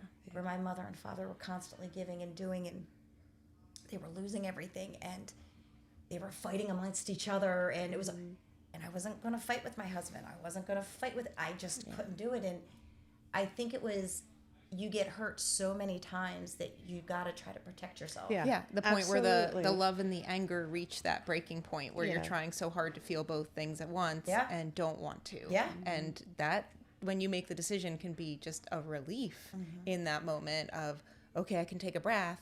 I can But still then love there's- him From afar. at a distance. Right. But Yeah. then And there's, no, it's not right there. Yes. but then Yeah. there's guilt. Yes, There's and a lot of the guilt guilt attached to comes it. Yeah. Yes. in that severed cord. Yeah. Yeah. And, you know, I tell this one story. So when he said the officer, when he talks about the officer sitting on the edge of the bed and that he knew the family, well, he knew me. Yeah. We just substitute that by saying he He knew my wasn't mom and sitting dad. on the edge of the bed. He was standing there. I've heard it He's a both. guy. I've heard it both Yeah. He ways was now. holding his hand. His name was Terry King. Though. Terry King, one of the most amazing. He retired the deputy chief of Camden. Oh, Camden wow. County prosecutor. Camden Okay. County prosecutors. Amazing, yeah, amazing he's- guy. I Really still amazing talk guy. to him. Oh. Yeah. Love him. He's my brother. But so he had called me and, you know, to tell me that my brother had overdosed. And I was angry. You know, I was angry because now I'm like, great. Yeah. Everybody's going to know who my brother is now, Yeah. you know? And So up until this point, you still haven't shared. Okay. no. And it was that when I told you I was at that presentation where that young girl was talking about her brother. When she had said, if I could just look at my brother one more time and just tell them that I loved him without that disappointing look on my face. I thought about the last time I saw my brother and that disappointing look that I gave him every single time I looked at him. Yeah. Every single time. And Well, that's, you didn't have a problem voicing your fucking. yeah, that's self true too. neither. I didn't. I never. So- I still don't. She said it was looking back. Yes. She realized. No, I'm just saying, Looking like, back. So and I. everything she screamed at me about, I said, okay. Yeah. When I got arrested the one time in Glassboro, I was There was a couple mortified. times I was looking at like 20 years, and she was like, "Did he use my name?" He denied officer knowing goes, you.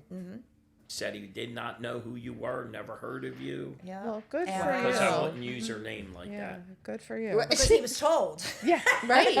Yeah. Don't give He him knew all the I was credit angry. here. Yeah. He knew I was angry. And again, my brother genuinely would never do something to really hurt us. Do you know what I mean? Like, he did. Yeah. He didn't mean it Right. ever. Right. And Not directly. not Right. directly, but It when was I was Indirectly, Yeah, it I would- happened. yeah, I would Sure. get those phone He was in calls. the selfish mindset. Yeah. Couldn't Yeah. get out of that I, piece.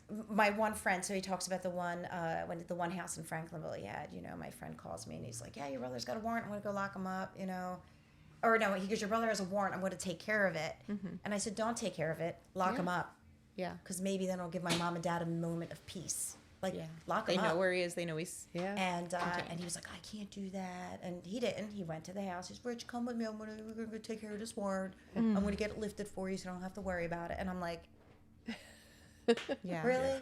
But he would never use my name. He never. Her one buddy locked me up in my mom's drive. Oh. Yeah, my friend's The one that husband just that just passed passed. away. Oh wow. Yeah, my best He's a friend's good husband. guy, though. Yeah. Amazing. He locked him up. He because was you were so wrong. mad. He was like, I'm doing this in front of your mom. This is breaking my heart. I said, don't worry. You're going to let me right out. I didn't do nothing wrong. It's not me. And it wasn't that Oh, time. okay. Well, that's That good. time. Because I'm actually looking at you Yeah, like, it was the wrong place, wrong time. I just Okay. happened to get caught coming out of this spot.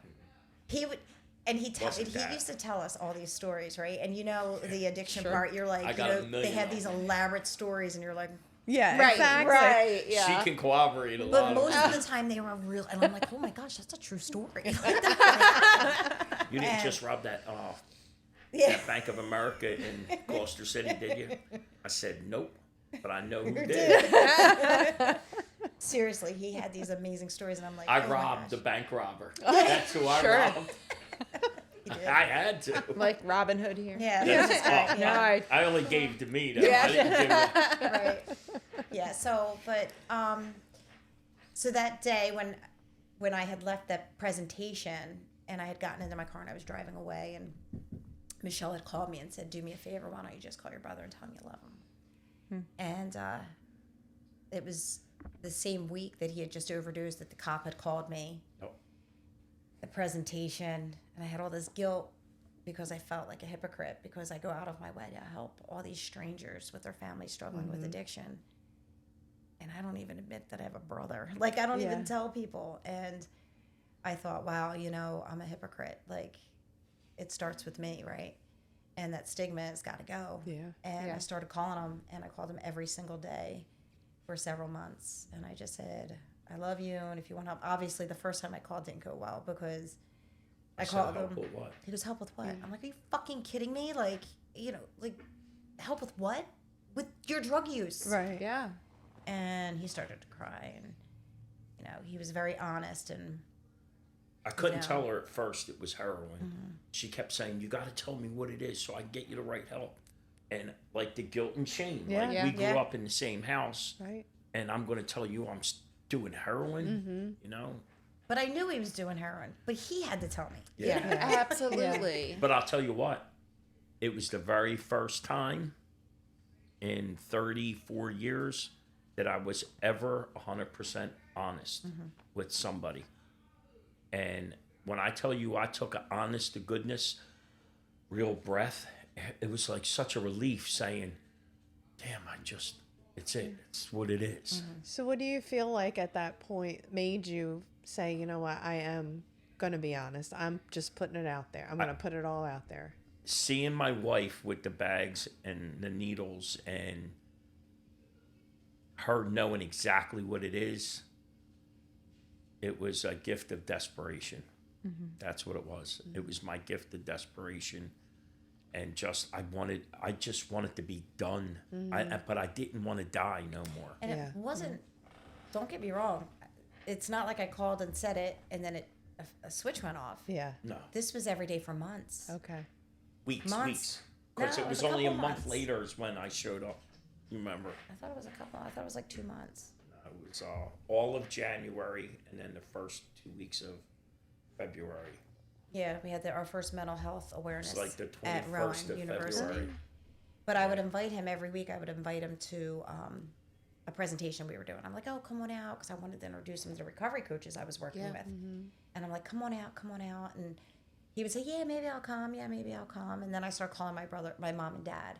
And I'm like, I'm really trying to get Richard to come out. And they were like, that's great. That's And awesome. then they would call me and say, you should really go. We're all going to go. And I'd say, okay. And then, Never went. and then I told my brother, Jeffrey, that I was trying to reach out to him. And Jeffrey was like, He took a little bit. he's like, what is wrong with you? He's like, you're going to get hurt. And you're not calling me when he hurts you. I don't want to know anything. Yeah. When you're hurting again. And I'm like, and our whole lives was him, unfortunately, I was only good at one thing, hurting people, disappointing people, and letting people down. Yeah. So that's what I did to them their whole lives. And I thought, what I was learning and seeing throughout my career at this point, that this was worth it. Like, this was totally worth it. And I wanted to believe, and I wanted to take that chance, and thank God I did. Yeah. And like I said, I called him every single day. I would invite him out to everything that we were doing. And then this one particular day at a mental health conference, it was our very first one we ever did at Rowan University, and he came walking in, and I hadn't seen him for months. Yeah, but this wasn't just any one. This was like all the brass All the bosses were there. was there. So in the front was all the administrators. So it was all the captains and lieutenants and chiefs, and they were all sitting in the front rows. And then it was like all the healthcare workers, and it was all counselors and recovery coaches and mental health specialists, and it was our first time we were giving out, because this is the first year we Like the started scariest moment ever. Right. Like, how many warrants? No, in you county know what are I we in? just thought Where of? are we? Okay, so Halloween, the next morning, 3:46 a.m., I had somebody try to break in my house. This, Yeah. okay. Maggie was sleeping on the couch in the living room. I wake up, Chris finds a weed vape on the step and said, do you know who this is? I'm like, no. She asked Christine, no. She said, check the cameras. I look at the cameras, somebody tried to break in my house at that time. Wow. So I called my neighbor. He's got color, high def cameras. And he sends me a picture and said, this is the guy. You got a clear picture. I said, okay. So I found the guy behind the Dollar General. And I went up and I told him, I said, listen, if you would have got in my house, it would not have ended well. My grandkids were sleeping in my living room. Mm-hmm. He was like, it wasn't me. I said, did you drop this? And he started getting emotional, saying, I'm sorry. And I looked at him, and he's like eating crumbs out of a bag. So I said, at 2:00, we're having a Friendsgiving. Come over to the Pfeiffer Community Center, and I'm going to feed you. And if you want to go to treatment, I'll help you get in treatment. And when he walked in the door, you know what I said? Don't let him touch the food. You guys serve him. Mm-hmm.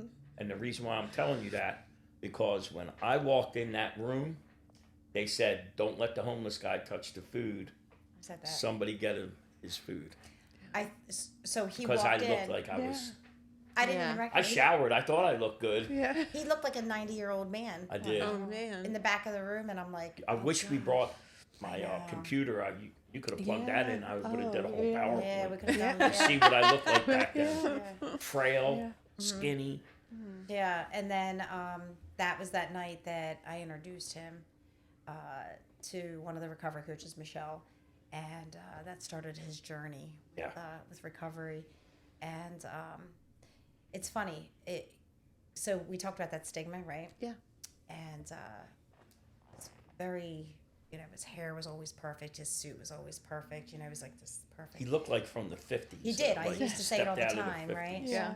And he was at this conference, and I remember him looking at Richard, and he had this look, and I knew the look, and that stigma hit me all over again.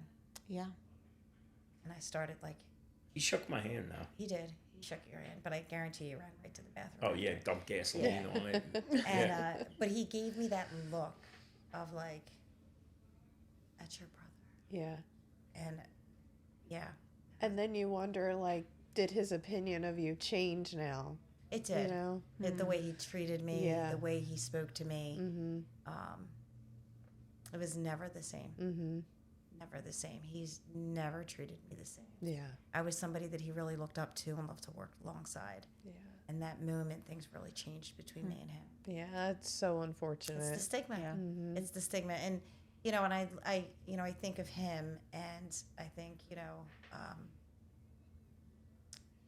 I was angry with myself because I let him upset me Mm-hmm. for having that pity on me or Yeah. my family, Mm-hmm. you know? Yeah. Mm-hmm. And I wish I would have said things to him. Do you know what I mean? Yeah. Like I wish I would have said a little bit more to him. Just like, you are a part of the problem in the world. Absolutely. You know, making people feel like that when we should be making people feel okay, you know, and embracing them. And, if there was more love in the world, we'd be so much better off. Mm-hmm. But shortly thereafter, he came home from recovery, and I was doing these. Hidden in plain sight. Right, but I started you at the at our in services. So we would do police in service, and I thought it was really important to really touch on the addiction stuff. And That wasn't before we did the signing. right. But so he did a signing like for recovery coaches. In the hospitals. And I will say I've been told from nurses that work in the emergency room that when they have tried to reach out, sometimes the patients leave because nobody's coming. Mm-hmm. Yeah. But again, everybody has their strengths and everybody has their weaknesses, and Yeah. that's what we No, focus I on. wake up at 2:00 in the morning because my phone rings and I get dressed and I run right out there. Yeah, because I know what it's like. that you Time just have that sensitive. little you just have that little Small window. That's right. So we had, at that point, we had started educating law enforcement, and we started doing trainings together. And then we expanded it more, and we started a volunteer group that him and the other recovery coach would go to the hospitals and get people into treatment. This is before they had the funding or any of those things. And it was just a volunteer thing. And we started working with 100% this successful. amazing doctor. Wow. That is amazing. Dr. Baird. Jim Jim Baird. Twice you did that. Yeah, love him. He's a great guy. Amazing guy, amazing, and really making a difference out there. And I loved using Richard as an example when we would do police training, and we would be out training with each other. And in every job, nurses feel it also. You get to this point where you're just tired of doing the same thing over and over again. You're seeing the same people over and again. Yes. You're seeing the same results. It's called getting burned out from something that we love. Passion Yeah. fatigue. Yeah. Compassion fatigue is the best words to have to describe it. But I wanted to change that and let people hear his story. Yeah. Because I would say this is the person that you helped last week or the person you helped 100 times. EMS. Yep. Physicians conferences. Everything. We've done it I got everywhere. to confront the surgeon that did my surgery. Yeah. And I told him, I said, you put me through physical therapy to learn how to wipe my ass, to feed myself, to get up and move. But when you realize you had me all messed up on these pills, you could have sent me to rehab Right. to get off of them, Right. Yeah. to detox. And he said, I got scared. I said, what? He said, I got scared. They said that this wouldn't happen. And Right. that's true. And I Yes. get it. That Yeah. is true. Very true. I get it. We just did. It's because misinformed people are misinforming Yes. people. You don't Right. know what you don't know till you need to know it. Right? Yeah. Yes. And we are so well advanced, especially our state. I say this all the time. The state of New Jersey is amazing. We're like 10, 15 years ahead of everybody Everyone else. else when it Whenever comes to we this. travel out of state and I'm doing a presentation, they're like, I can't believe you are doing this. When I worked for the CDC, I would do these quarterly meetings with them. And I'm on with other recovery coaches from every state in our country. And everybody would complain about the same shit. And I would go out and train them and show them how to work with law enforcement, how to partner with law enforcement. And I would do all these trainings. And then the next quarter, it would be the same problems. So nothing changed because nothing changed. Right.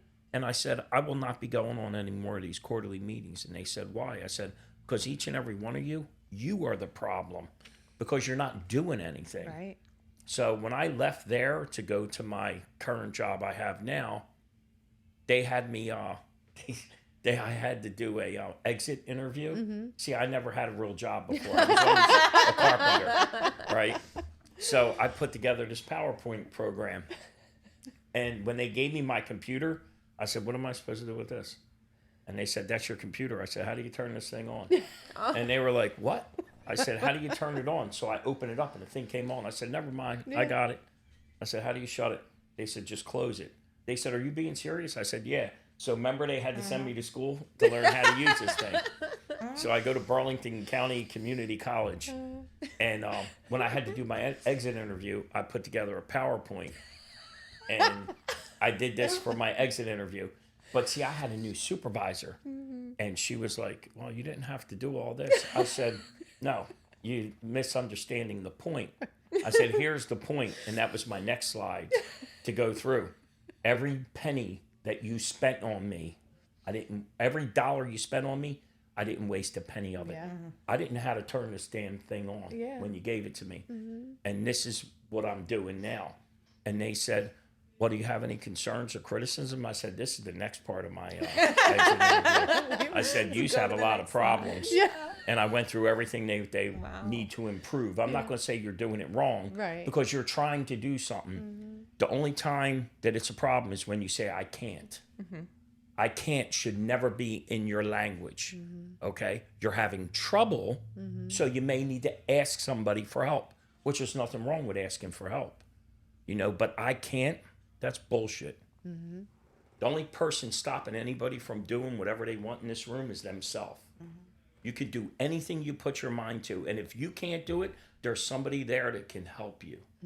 And that's the way we should be. We should be lifting each other up and encouraging people just to do the right thing. So when you hold the door open for somebody at Wawa, that person might have had a shitty night, Yes. might have had a terrible morning, and just smiling and holding the door open means everything in the world to that. Like after I got in recovery and I start silk screening these shirts, I would post online like for drawing business up for this guy. Yeah. So this one girl comes that I went to high school with, and she said, I'm really proud of you. I said, oh man, I can't, would you come? She was like, I seen where you were working and I wanted to come here and say thank you. And I said, for what? She said, I was going to commit suicide in school. And I said, what? She said, I didn't dress like the other girls. I didn't look like the other girls. My hair wasn't never perfect. She said, but I knew every day when I came into school, I was going to see you, you were going to smile at me, and you were going to walk to class with me. And she said, you didn't have to do it. You just did it because you were being nice. And you never know how much you really affect somebody else. Absolutely. Because everybody wants to put this facade up. Like when you sell your house, you're going to have a landscaper come over and manicure that front yard. You're going to hang all the pictures over top of all the fist holes in your wall, right? Because it's got to look perfect, Right. you know? But you never know what somebody else's struggles are and what somebody's going through inside. So you got to take it as a blessing just to be able to lift somebody up. It's a good feeling. Yeah. Makes them feel good. It's going to make you feel good. It's very passionate. Sure. Yes. So she, you know what? Remember when she said they used to ask my wife, why are you staying with him?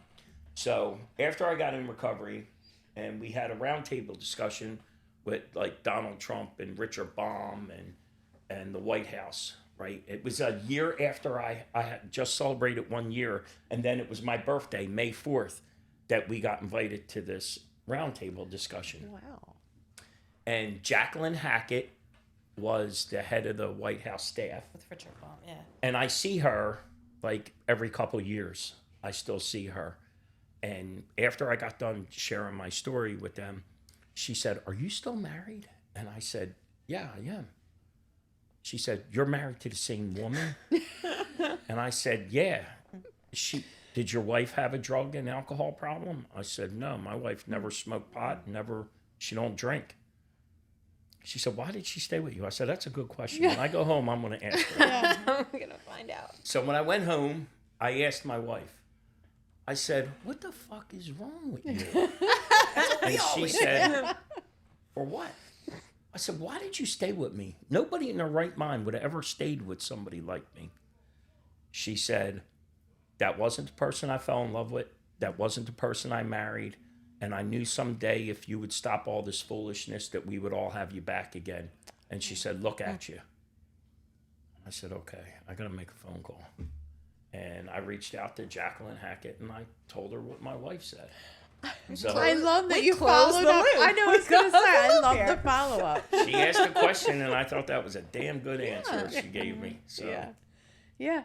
That's But why that's she's- Helps amazing. with the understanding, right? Yeah. Because it's so hard Yes. for families It who are is. watching this happen. And when one people person say uses, that the they whole say, family "Well, why do you suffers. let them back in their house? Why do you give them money? Why do you do all these things?"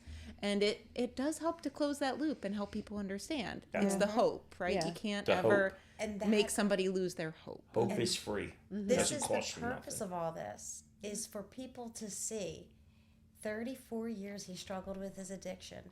34 years I may have been hurting. Yeah. His wife was hurting, his kids were hurting, my mom and dad were hurting, my brother Jeffrey was hurting. Everybody that loved this man was hurting alongside him. Yeah. And I had But- 2 grandkids Yeah. at the time. Now I got 4.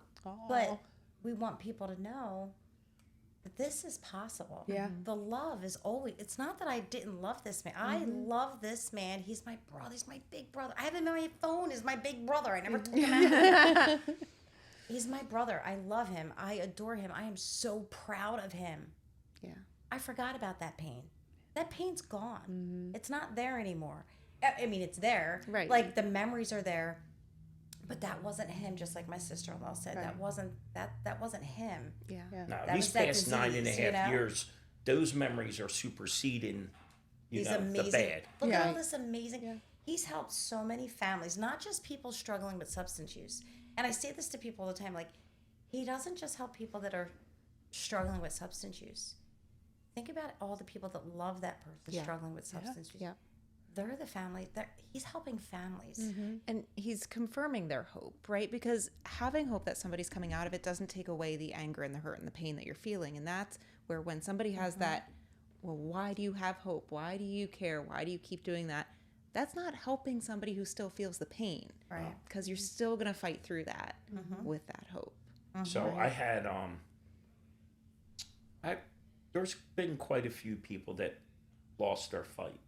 Okay, and I would say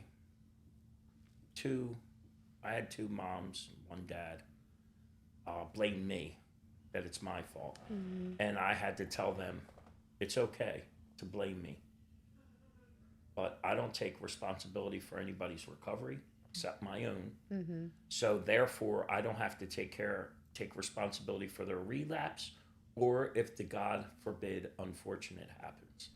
But I didn't say that to those parents. So I had this one dad reach out to me when one of the guys passed away, and I was afraid to answer the phone. And I just said, "You know what? It's going to be whatever it is." And I answered the phone, and he said, "Jimmy's services are going to be on Thursday." And I said, "I'm really sorry, Big Jim." And he said, "I want you to come and I need you to speak." And I said, "Are you serious?" And he said, "Yeah." So I was a little apprehensive at first because not knowing what I was stepping into. And I went there and he said, "Let me tell you something. Because it didn't work out the way we all hoped it did," he said, "you gave us the best damn 3 years that I could ever imagine with my son and his kids." And I said, "Jim, it's going to be an honor for me to get up there and speak." And I got up there and I talked about Jimmy, right? The man. I didn't talk about no drug addiction. I didn't talk about this disease that wants to kill us Yeah. and cripple our families. Because you of all people know for those happy birthdays and those Merry Christmases and those Happy New Years that you have to dig really fucking deep just to find the good in those days. Because it wants to cripple us. It wants to kill me and cripple our families. And I talked about the man he was. I talked about his sports, high school football. I talked about all the activities he was involved in. And we get done, and his friends come over to me and say, I don't remember you from high school. I said, motherfucker, I'm like 12 years older than you. I said, I didn't go to school with you. He said, how did you know all that about More like Jimmy? 20 years older than you. I said, I listened. I listen to my people when they talk. I want to know your interests, your hobbies. What did you love so much that addiction stole from you? And I take them out. I'll take them out hunting. I take them out fishing. I call the guys in my recovery network, and we'll rent a charter boat, and I bring a bunch of guys and girls out, and we take them fishing. And, you know, I It want to... takes them around our family. Oh, yeah. Holidays, I say, Mom, can I have 2 more extra plates? And she's like, what now? And I tell her, like, I had 8 sober living houses. So some of the guys didn't have families to go home to. So I would bring them to my mom and dad's for Christmas Eve and Thanksgiving and stuff 4th of like that. July. 4th of July. Oh, yeah. Yeah. Your And- family But it- sounds amazing. Right. Yeah. Yeah. So Talk about but- understanding people. Yeah. But it also gives the people that are so fresh in their Yeah. recovery that they can look at this and it gives them that little bit of hope, like, wow, my family could come back. Yeah. You know, they may start talking to me again, and Yeah. anything's possible. You know, and Some of them may not be able to go home to their family. Right. Yeah. Because their family might be in turmoil. Yeah. Yeah. You know, mom and dad might be using, Yeah. or it might not be a good environment. Yeah. So come with me. I know a way out, man. Yeah. That's amazing. Yeah. This is all. Life is beautiful. It's just so beautiful today, and I sometimes I still get mad at myself for not getting this way back when. But I had to go through what I had to go through to be doing what I'm doing today. Right. I had to. Yeah. And so that's why I'm eating healthy and I exercise because I'm just trying to live to be 110 now. Yeah. So You have to make up. You have to I get gotta all those make extra up. years Yeah. back. Yeah. 110, I'll be okay. it's funny when so we had just lost my mother, and just prior to that we had lost my father. A year and a week. Yep. Wow. Crazy. Yeah. And when my father was dying, my dad had Parkinson's, Parkinson's with dementia. And this one night I was sitting on the couch with him, and I said, we were just talking about everything. And I said, can I ask you something? He's like, yeah, you can ask me anything. And, with the dementia, he was, he had great days and then he had Not so Right. good. absolutely Yeah. horrible days. And this was just a good day. And I'm sitting there and I said, can I ask you something? And he was like, sure. I said, with all that's going on, I said, are you worried about Richard? He just looked at me. He said, don't take this the wrong way. He said, he's the only one I'm not worried about. Wow. And I was like, damn. But he was right, because we were a mess and he wasn't, you know. Nope. And See, the difference is I have a recovery network that I surround myself with. And early in my recovery, one of my close guys that had 36 years, they lost his son to this disease. Oh, wow. And he had to take care of his wife because his wife didn't have a support system because she didn't have a problem.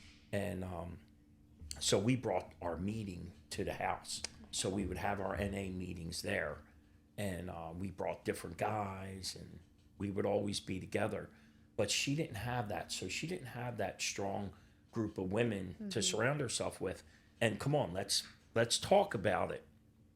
Her son died of a heroin overdose. Right. It's not like he had a car accident. Right. Exactly. Or he had a heart attack. Right. Yep. So he brought it on himself, Yes. right? So how many casseroles did she get, right? Right. Yeah. Right. No, it didn't work that way. So he had to take care of her. Then they sold the house, moved to Florida. But I watched how he said, no matter what, we don't get high. No matter what happens, we don't get high. And he showed me, you guys are here for me. And they'll be here for you when you need them. Yeah. So, like my dad not worrying about me, that really makes me feel good. But see, when my dad had a bad day, he was yelling and screaming at my mom for like moving the house from South Philly Right. and bringing it Yeah. here. To Williamstown. Right. And he's freaking out over it. We're gonna get And then arrested. my brother comes in and he's yelling at my brother for drinking his good whiskey. And my brother said, I didn't drink the whiskey, Dad. And he said, you drank my good whiskey. He said, maybe Richard drank your whiskey. He said, your brother's in recovery. He wouldn't do that to me. Oh, you can't remember He that. can't remember where the exactly. house Bob is. remembers that. Yeah. That would Yeah. remember. Yeah. Yeah. So I'm like, Yeah. okay. Yeah. Wow. Yeah, So we're blessed, even We though are. we've had a we are. hard year Yes, and we a half, did. whatever. Or 2 We years. really are blessed. Yeah. Mhm. Yeah. You know, I really believe God does things. You know, He puts things in front of us for a reason, and He's got a good sense of humor, though, too. Sure, doesn't he? for sure does. But it's, you know, it's not all going to be rainbows and glitter. But you know, there's a purpose and a meaning behind everything. And Yeah. even though you know, we had some struggles and things were hard, and but it brought us all closer together. Yeah.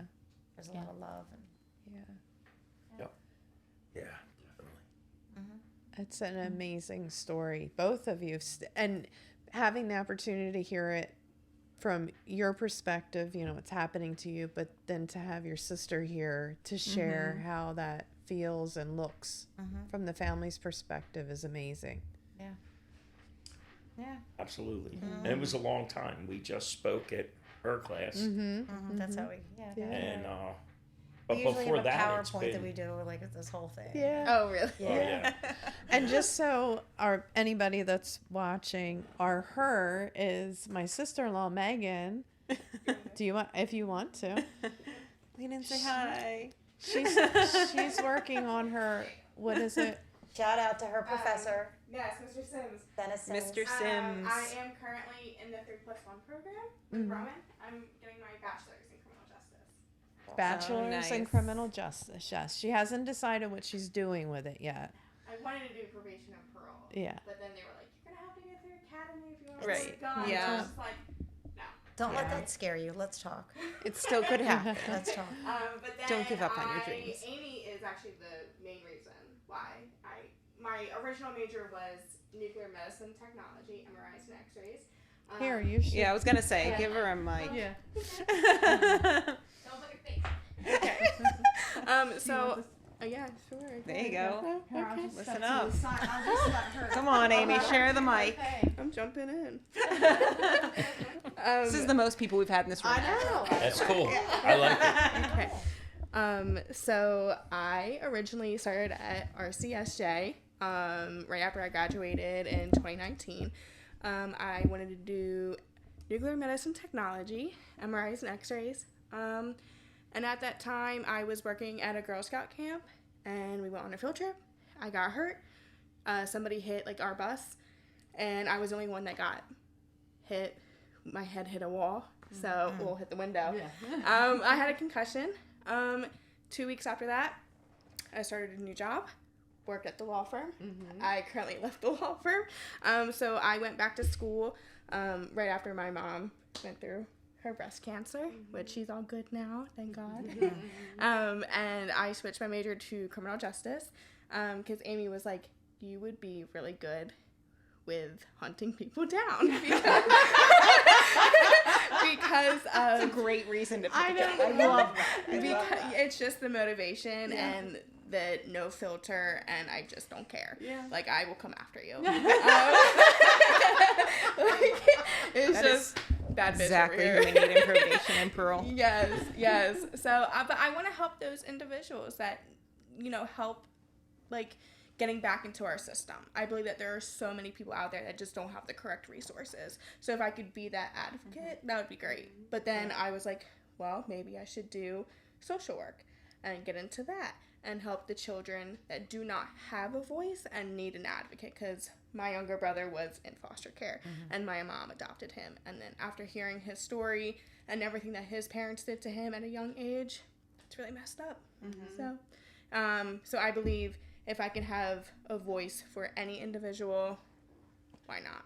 You know, even if I didn't come from that side, I came from a great family, great life, great education, but people need help. Yeah. So And every experience you have, everything that you decide to do will get you to the point of a reason that you're needed to be there. exactly. Because, I mean, Amy and I both, nursing is our second career. Yeah.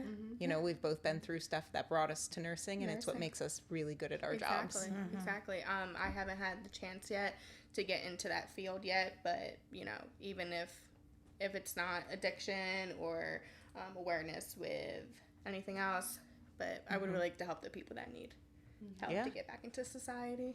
So. And we need that right now. Yeah, We it's need been people it's like been that. a journey getting my Yeah. bachelor's degree. I am 25 and I've been just life happens, but you know. And it'll It's continue okay. to happen. I was Just gonna keep say. pushing forward. Keep I'm pushing 47 forward. and I'm still. I know. She's 47. I She's know. kneeling down on the floor and still fine. Yes. We're here. But I met Look at Danielle. what she's done. I met Danielle and her brother Richard in Mr. Sims' class. He teaches drug and crime. I took his theories of crime and criminality last semester, and I had him 2 semesters previous to that. Great teacher. I know he's a great friend of yours. He's a very good friend. Yes. That's cool. So I was so happy that I could give Richard's card to my sister-in-law. I was like, I should. I said, hey, you know. And I was actually at the bar. We were at lunch, and I was like, I think I'm gonna text Amy. And Jake was like, why are you texting her for? Like, is everything okay? I was like, I'm gonna send him his card right now. And like, you know, I'm over here just eating wings, and I was just like, text this guy here. I think he'd be really great for your podcast.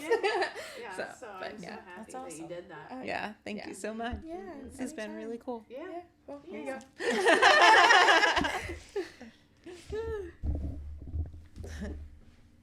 Well, thank you for Yeah. sharing that. Wonderful. Should get on the podcast more. We love having guests. Yeah. It's always so fun. And that was a little impromptu yes, too. So that was fun. That's right. We should just set up audiences more often. We can say filmed in front of a live studio audience. Loretta thinks that she should be our audience, except she leaves and crawls Yeah. out the door. Yes. Has to go study. She's a senior. Yeah. You got to get a bigger room, put some bleachers in Yeah. there. Oh, Yeah, right. I think we ought to tell Chris. Let's Yeah. let him know that that's the plan now. Yeah. So each episode we do highlight a resource.